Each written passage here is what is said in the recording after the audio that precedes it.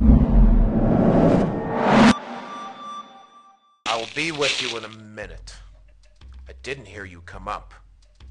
You want to hear about stories? Huh? Do you? Well then, what are you waiting for? Come on in.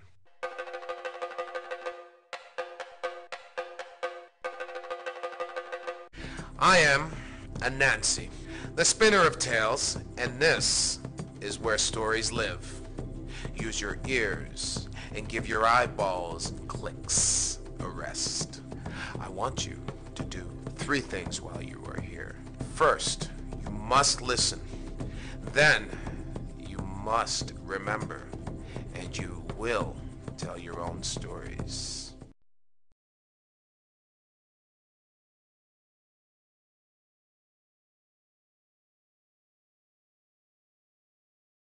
In the beginning, Naomi the Sky God owned all the stories told in the world. Anansi the spider wanted to own the stories, since everywhere he looked there were tales. So he went to Naomi and asked if he could buy the stories from him. Now, Anansi was not the first person to ask Naomi for the rights to tell the stories. Many great and powerful families had petitioned the god, and he had named the price that none had been able to meet. There are 3 things which I want in exchange for the stories, Naomi said. No one has been able to bring them to me. So, Anansi went home. He found a gourd and made a hole in it. Then he set off for the hornet's tree. He stopped at the... So, Anansi went home. He found... Next, Anansi cut a bamboo pole and carried it to Onini's house. When he grew close, he began to mutter to himself, "Stupid woman, stupid woman." The python heard Anansi and came outside. "Why are you talking to yourself?"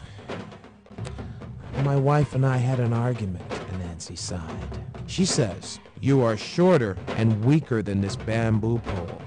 I say, you must be longer and stronger."